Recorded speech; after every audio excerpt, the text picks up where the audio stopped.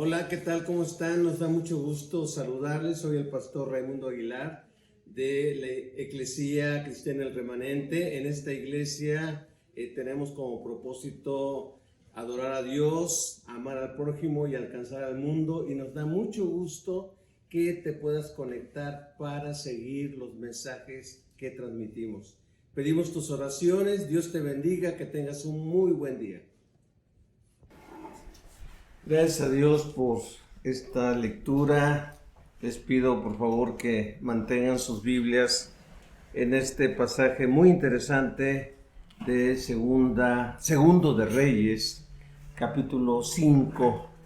Y si Dios lo permite, voy a estar predicando el día de hoy y el próximo domingo, si el Señor nos regala vida, pensando en Naamán como un nuevo creyente, un creyente que conoce a Dios y que después se hace un nuevo creyente y que se ve que en medio de la idolatría y la maldad en la que vivía, él se mantiene firme por lo que el Señor hizo en su vida. Yo en la introducción pongo lo siguiente, y nos vamos a dar cuenta en estos tres pensamientos que vamos a ver hoy, que Naamán comprendió el Evangelio y tal vez lo comprendió de una manera muy fuerte para su vida, pero yo quisiera que cuando, como dice aquí, cuando compartamos el Evangelio con otros, debemos de tener bien claro lo que tenemos que compartir, sea con este pasaje o con muchos otros pasajes. Al mismo tiempo, la persona tiene que comprender, y yo lo pongo entre paréntesis, pero no es menos importante esto, con la ayuda del Espíritu Santo. Es decir, el Espíritu Santo debe de iluminar el entendimiento de cada persona que escucha la palabra del Señor. Debe de comprender su condición y lo que Dios pide para recibir su salvación y perdón de sus pecados. Veamos a través de este milagro la enseñanza del Señor sobre el Evangelio.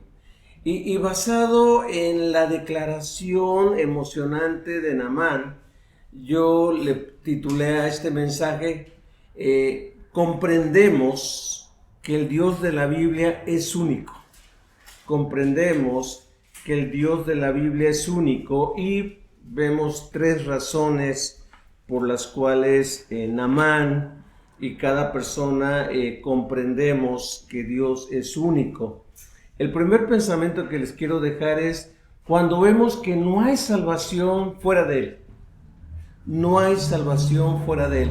Me llama mucho la atención los primeros versículos. Pues voy a leer hasta el versículo 7, pero yo quisiera que prestáramos atención principalmente al versículo 1. Dice así: el rey de Aram, otras versiones dice el rey de Siria. Siria era un país al norte de Israel, y era un país que tenía problemas con otro país que se parecía mucho al de él, Asiria. Asiria es lo que ahorita vemos como Irán, Irak y todo eso.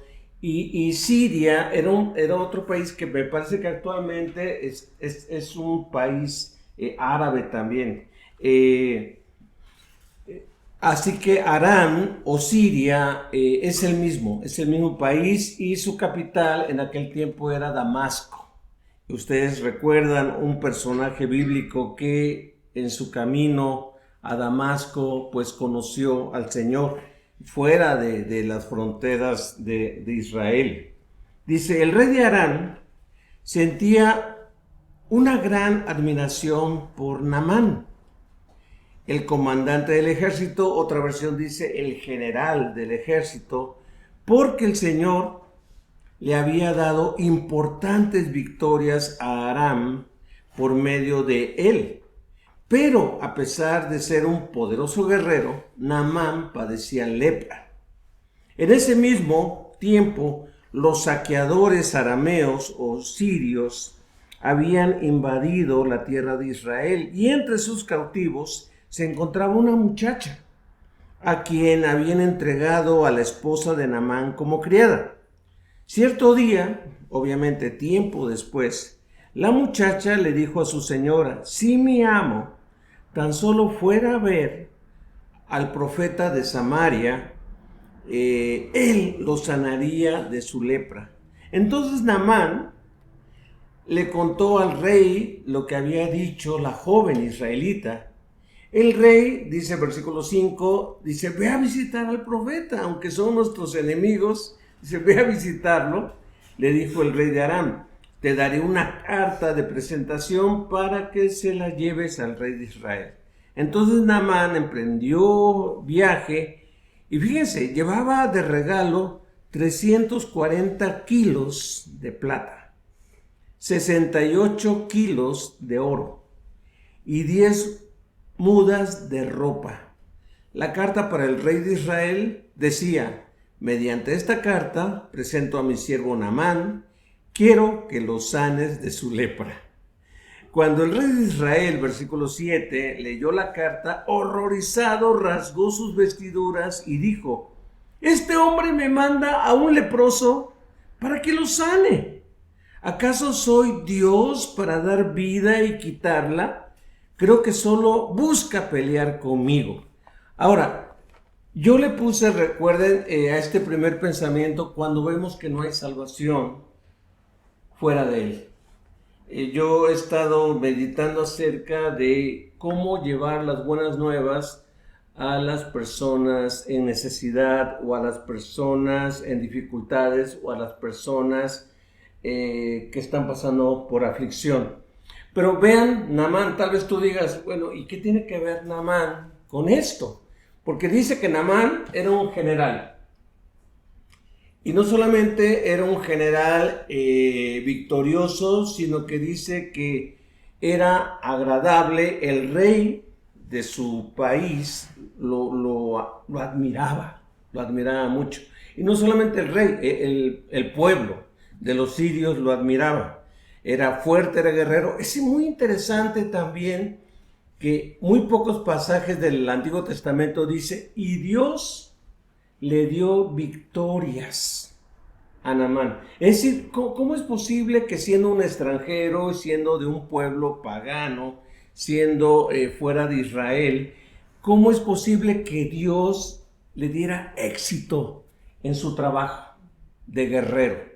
Y fíjense, tenía pleitos con Asiria, tenía pleitos con otros países y además saqueaba a Israel. Seguramente Dios estaba disciplinando a Israel a través de este general. Pero le pone una palabrita. Dice: pero este hombre era leproso. Era leproso. Ahora, yo sí me llamó la atención lo que algunos comentaristas dicen: ¿cómo es posible que era un guerrero, que era un soldado guerrero que peleaba, pero que al mismo tiempo era leproso? Normalmente la gente leprosa pues estaba como apartada, porque la lepra era una enfermedad, o es, aunque ya controlada, una enfermedad contagiosa que a través del aire, o cuando una persona tose, a través del aire se puede contagiar. Actualmente le llaman la enfermedad de Hansen a la lepra. Algunos comentaristas dicen que era parecida a la lepra, y sí, de alguna manera era contagiosa y desagradable, pero no impedía que Naamán saliera a guerrear, saliera a pelear y conservara su puesto de general. Sin embargo, vamos a dejarlo por ahí por lo pronto, de que sí era una enfermedad en la piel. Y fíjense lo curioso, el nombre Naamán, si uno lo busca en un diccionario bíblico, el nombre Naamán significa agradable, o placentero, una persona agradable, que cae bien. Pero ¿se imaginan el aspecto de este hombre? Algunos dicen que era tipo de psoriasis, un tipo de de enfermedad donde la piel se deformaba y se enrojecía, en fin.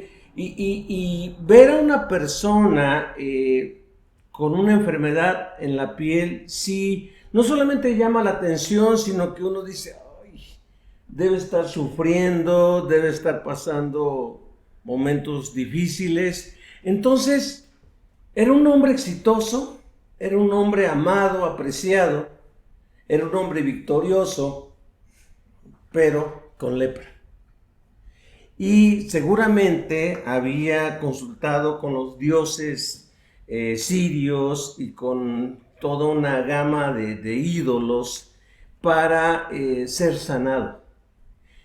Y fíjense, es muy interesante que una jovencita que era doncella, que era criada de su esposa, le dice a la esposa, si mi amo fuera a ver a este profeta, la lepra se le iría. Y yo quiero aquí llamar su atención otra vez en cuanto a la humildad. A la humildad. Este hombre es un general, un comandante del ejército, un hombre apreciado por el rey, un hombre poderoso en ese aspecto, pero Dios empieza a obrar primero con una esclava, con una criada, con la sierva de su esposa. Si mi amo fuera, le dice a la esposa, no lo dice aquí, pero se supone que la esposa le dice a Amán, oye, mi criada, mi sirvienta, mi esclava, la que ustedes me trajeron, la secuestraron del pueblo de Israel, me dijo que en su pueblo, allá en Samaria, hay un profeta. Fíjense, no dice un milagrero, no dice un sanador, un obrador de milagros, dice un profeta. ¿Qué es un profeta? Uno que habla la palabra de Dios, uno que emite la palabra de Dios. Entonces, Amán escucha a la esposa y va ante el rey y le dice, rey, una joven esclava, una joven israelita, una joven que es sirvienta de mi esposa, dijo esto. El rey dijo, fabuloso, haremos una carta. Y se cree que aunque Naamán era poderoso y rico, seguramente el rey contribuyó para el oro y la plata y los vestidos que Amán llevaba como compensación o respuesta a esta petición. Y vemos que le entregan la carta y ¡bum!, va con una comitiva a visitar Israel. Llega ante el rey, se cree que era el rey Joram, y le dice, rey, mi jefe, mi rey, te manda esta carta. El rey lee la carta y horrorizado, dice, se rasga las vestiduras diciendo, yo no soy Dios, ni para dar vida, ni para dar muerte, ni para sanar. ¿Qué es lo primero que aprende Naamán? En su cosmovisión pagana, en su cosmovisión idolátrica, él pensaba que yendo a un lugar podía encontrar sanidad. Y la gente es lo que hace muchas veces. Tiene lugares geográficos donde dicen el agua de tal lugar o los árboles de tal lugar o los frutos de tal lugar. Empiezan a identificar y a creer que un lugar es el que trae sanidad, el que trae salvación y todo ello. Amán piensa eso y Amán dice, bueno, si allá puedo obtener sanidad, entonces el rey, como cultura, el rey debe de tener ese favor. Y el rey, aunque la joven dijo, hay un profeta.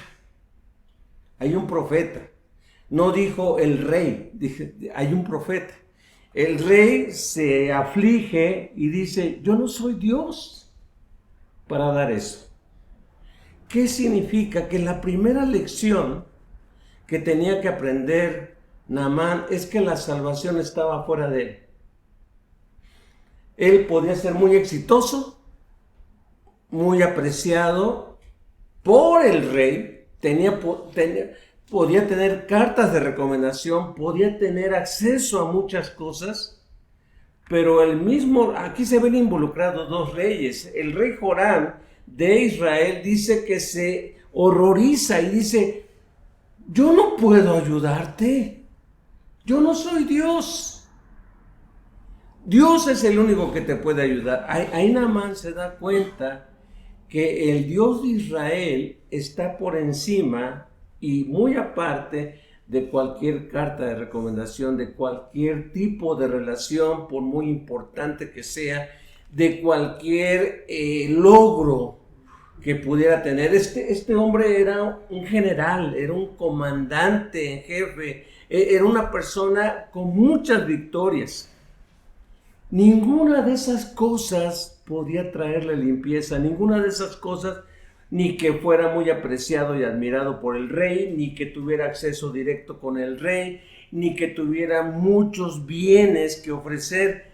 Nada podía darle salvación fuera de él. La gente debe de comprender, así como lo comprendió Naamán, que ningún logro, ninguna relación, ninguna influencia, ninguna carta de recomendación, nada puede traer alivio a nuestros corazones, nada puede traer perdón a nuestras vidas, nada puede ayudar a nuestra necesidad. Hay una mujer que escribe libros sobre evangelismo. Dice que una vez fue a la Universidad de Harvard a escuchar a un escritor, a un profesor muy renombrado que estaba dando una conferencia, y la conferencia era sobre consejería. Lo interesante de esto es que el conferencista sacó un caso y él dijo: les quiero contar de una persona que tenía muchos conflictos con su mamá y creció con mucho resentimiento, con mucho enojo, con mucho odio hacia su mamá, y como consecuencia de ese odio, su vida profesional, su vida familiar, todo fue dañada. Entonces, este profesor lo único que estaba diciendo es: las consecuencias de tener enojo contra su mamá hizo que su vida profesional y familiar fuera un caos, todo eso. Entonces, hasta ahí el profesor estaba muy animado y muy impresionando a los estudiantes, diciendo: wow, qué diagnóstico, ¿no? Esta persona está dañada por su enojo con su mamá, el resentimiento que tiene hacia su mamá. Esta mujer que asistió a la conferencia, a la hora de las preguntas levanta la mano y le pregunta al profesor. Y esta persona escuchó que para aliviar su sufrimiento tiene que perdonar, o no escuchó que tiene que perdonar para salir adelante. El profesor se puso incómodo y dijo: bueno, es que el perdón es algo moral, es algo de valores, es algo donde la gente que practica eso, pues tiene que de alguna manera darse cuenta qué es bueno y qué es malo, y esta persona tenía que darse cuenta si su mamá era mala y tener un valor para decir: no me importa que sea mala, la voy a perdonar. Y lo único que dijo este profesor es: pues buena suerte, que tenga buena suerte esta persona para superar su conflicto. Y con esta pregunta, muchos de los estudiantes que estaban oyendo esa conferencia se molestaron como diciendo, entonces, ¿para qué la consejería? ¿Para qué nada más decirle, usted está así por esto? ¿Por qué no mostrarle un camino de sanidad, un camino que pudiera aliviar su sufrimiento, su amargura, su resentimiento? Y ese camino era perdón. Lo estábamos viendo en el estudio en esta mañana, ¿verdad? El perdonar así como Dios nos ha perdonado, ¿no? Pero este profesor nada más se quedó bueno, pues es asunto de valores, casi como, si lo crees, pues practícalo. Si no lo crees, pues no lo practiques. Y yo creo que a veces hay personas así, ¿no? Que dicen, para perdonar Dios, yo no. O sea, como que dividen y sacan esta cuestión. Ahora, ¿por qué comento esto? Porque Naamán se tenía que dar cuenta que en él o dentro de él no hay salvación. Tiene que voltear. Ni un rey poderoso ni otro rey pudieron darle solución a su problema. El rey dijo, ¿acaso soy Dios? Luego entonces la salvación viene de Dios. La persona debe de darse cuenta y entender que por ella misma no puede hacer nada. No puede lograr nada, no puede alcanzar nada, ni los muchos títulos o logros que tenga, ni las muchas victorias que tenga, ni si conoce o no conoce a personajes. Aquí no influye ni ayuda cartas de recomendación. Es obra fuera de nosotros, es una obra de Dios en ese aspecto, ¿no? Entonces, pasamos al segundo pensamiento. Recuerden, el tema es, comprendemos que el Dios de la Biblia es único. Número 2, ¿cuándo comprendemos el significado del Evangelio? Y vean lo que dice versículos del 8 al 12. Dice así: sin embargo, cuando Eliseo, hombre de Dios, supo que el rey de Israel había rasgado sus vestiduras en señal de aflicción, le envió este mensaje: ¿por qué estás tan disgustado? Envíame a Naamán. Así él sabrá que hay un verdadero profeta en Israel. Entonces Naamán fue con sus caballos y carros de guerra y esperó frente a la puerta de la casa de Eliseo. Pero Eliseo le mandó a decir mediante un mensajero: ve y lávate 7 veces en el río Jordán. Entonces tu piel quedará restaurada y te sanarás de la lepra. Naamán, versículo 11, se enojó mucho y se fue muy ofendido. Yo creí que el profeta iba a salir a recibirme, dijo. Esperaba que él moviera su mano sobre la lepra e invocara el nombre del Señor su Dios y me sanara.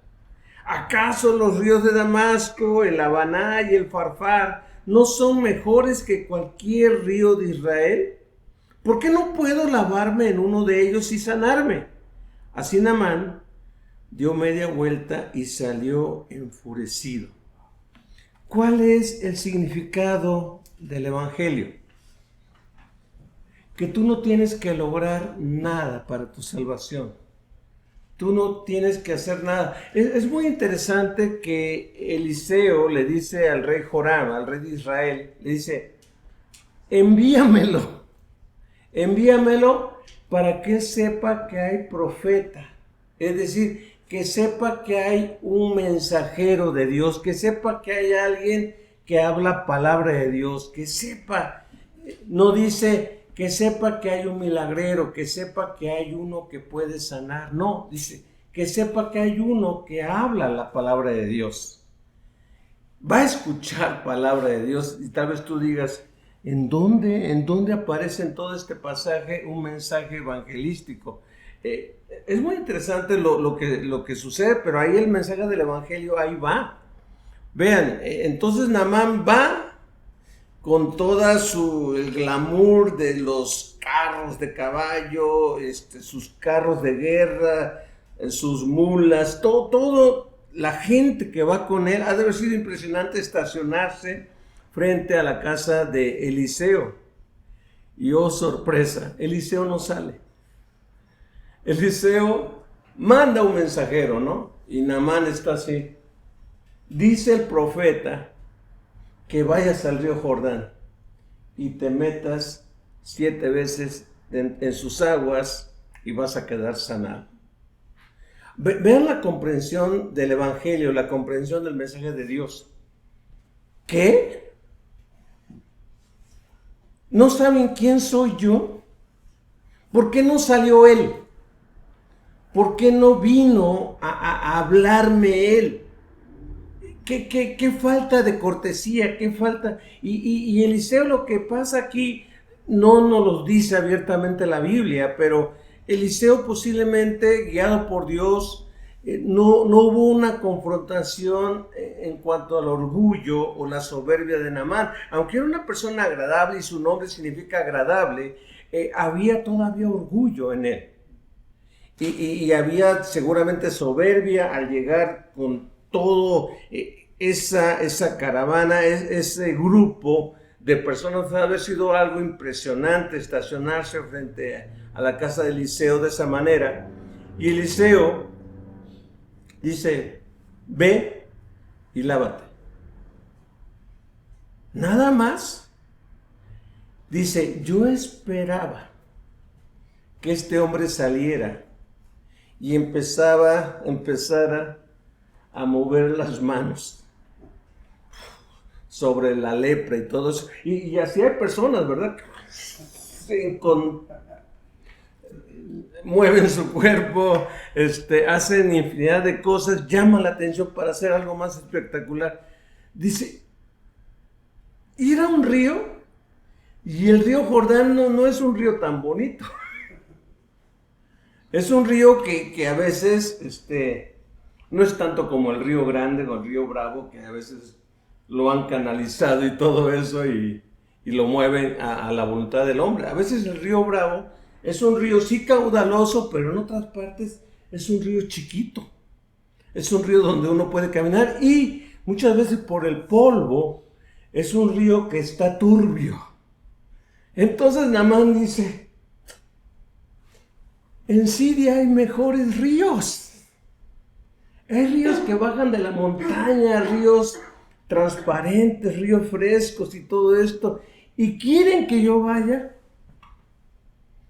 No. Y se voltea enfurecido y se va. Y yo creo que él está luchando con todo eso. ¿Para qué mi mujer le oyó a esta jovencita? ¿Y para qué yo le oí a mi mujer? Yo soy un general, yo doy órdenes. ¿Por qué estoy haciendo lo que me están pidiendo? Y lo último que me están pidiendo, todavía voy con el rey. Y el rey dice, te voy a dar una carta. Voy con este otro rey y este otro rey se horroriza. Vengo a ver a este profeta y este profeta no me recibe, sino que nada más me manda. Dice, ya estuvo de estar oyendo órdenes. Yo voy a hacer lo que yo quiera. Pero entró un hombre sabio, ¿no? Y le dice, bueno, en el versículo 12 termina diciendo, ¿por qué no puedo lavarme en uno de ellos y sanarme? Así Naamán dio media vuelta y salió enfurecido. ¿Cómo se recibe el mensaje del evangelio? ¿Cómo se recibe el mensaje de salvación? Únicamente por fe. No tienes que hacer grandes cosas. El mensaje del evangelio se recibe por fe y no hay conjuros, no hay cosas así, no hay algo espectacular. Muchas veces cuando uno escucha el mensaje de salvación, simplemente lo escucha y uno obedece. Entonces, el mensaje del evangelio nos recuerda que no es por obras, no es por acciones que hagamos, no es por un esfuerzo de algo que pudiéramos hacer. Naamán únicamente se le pide, métete al río. Y nada más 1, 2, 3, hasta 7 veces y ya. Entonces él se enoja y dice, ¿cómo yo un general se me pide algo tan fácil y en un río tan feo como el río Jordán? ¿Por qué no lo puedo comprender? Y así es el mensaje para la gente, muchas veces es locura. Es locura o es una tontería el decir que no tengo que hacer nada, no, nada más creer en el mensaje. Cree. Y esto nos lleva al tercer pensamiento. Comprendemos que el Dios de la Biblia es único cuando comprendemos que hubo alguien que ya pagó por nosotros. Hay alguien que ya hizo el pago, alguien que ya hizo el sacrificio. Vean lo que dice versículos del 13 al 15. Dice, sus oficiales trataron de hacerle entrar en razón y le dijeron, Señor, si el profeta le hubiera pedido que hiciera algo muy difícil, ¿usted lo habría hecho? Así que en verdad, obedecerlo en algo simple, en algo tan sencillo, hágalo. Ve, lávate y te curarás. Entonces yo creo que nada más dice, ok, ya oí a la muchacha, ya oí a mi esposa, ya fui con el rey, ya fui con este otro rey, ok, le voy a hacer caso a mis oficiales. Yo no sé si fue con una actitud llena de fe, pero obedeció. Dice que entonces Naamán, versículo 14, bajó al río Jordán y se sumergió 7 veces, tal como el hombre de Dios le había indicado. Y su piel quedó tan sana como la de un niño y se curó. Versículo 15. Después Naamán y todo su grupo regresaron a buscar al hombre de Dios. Se pararon ante él. Ahora sí los recibió. Y Naamán le dijo, vean qué declaración tan poderosa. Ahora sé que no hay Dios en todo el mundo, excepto en Israel. Excepto en Israel. Fíjese, está haciendo a un lado y rechazando sus dioses sirios, sus dioses de otros lugares. Así que le ruego que acepte un regalo de su siervo. Y Eliseo dice, es por gracia. Se ve muy lindo el oro, se ve muy linda la plata, se ven muy lindos los vestidos, las ropas. Es gracia. No vamos a recibir nada. No tienes que pagar nada.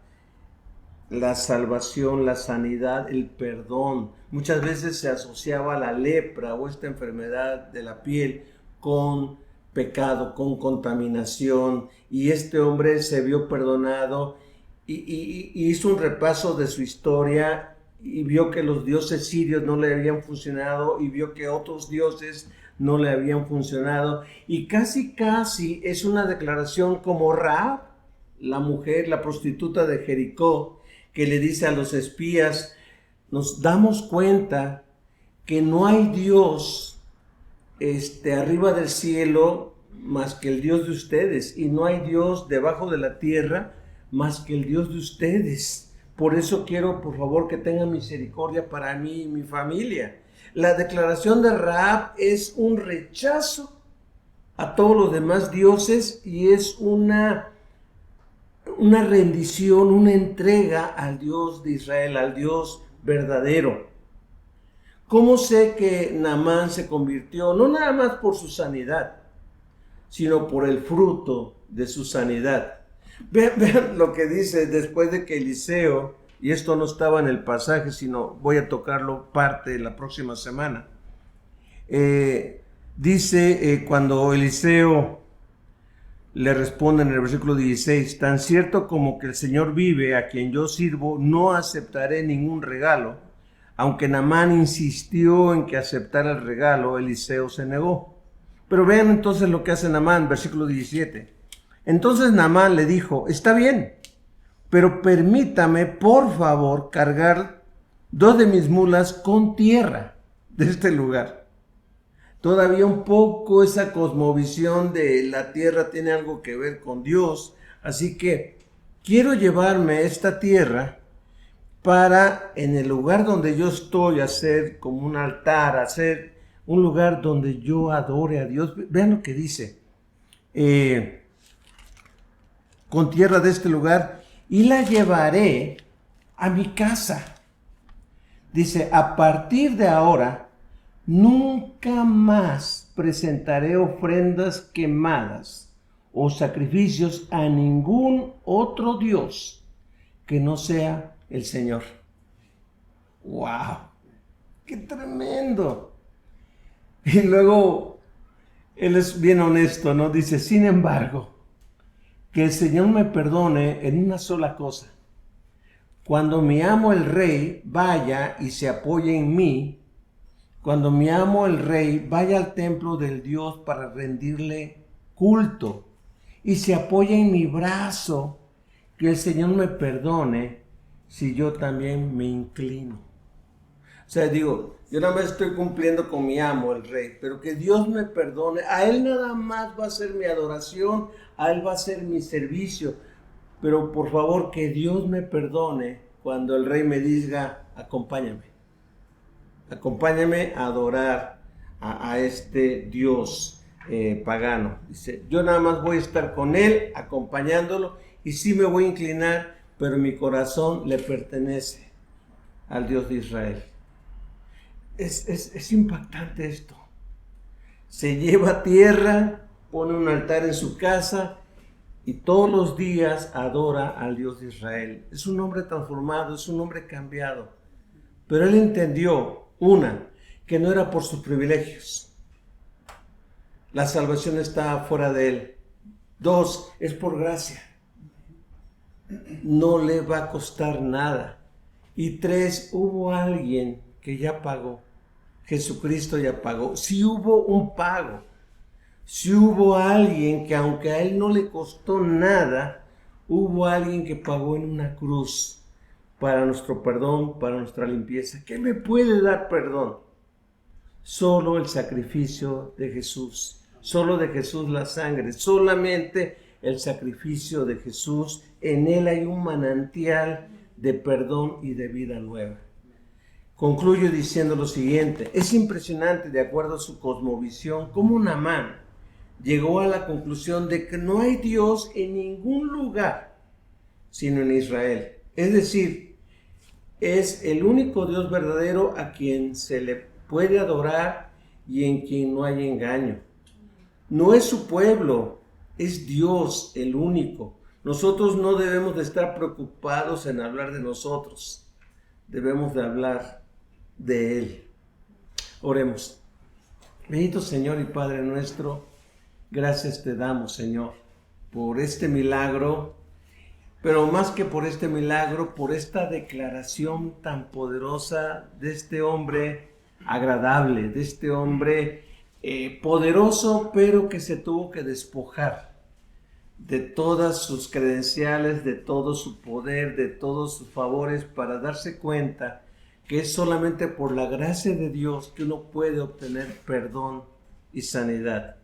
Gracias, Señor. Ayúdanos al compartir con la gente que no está en la gente la salvación y que tampoco está en un costo, ni en un conjuro, ni en muchas cosas espectaculares, sino en tu gracia, Señor, y en la fe para obedecer tu palabra. Gracias. En el nombre de Jesucristo seguimos en tus manos, Dios. Amén, Padre.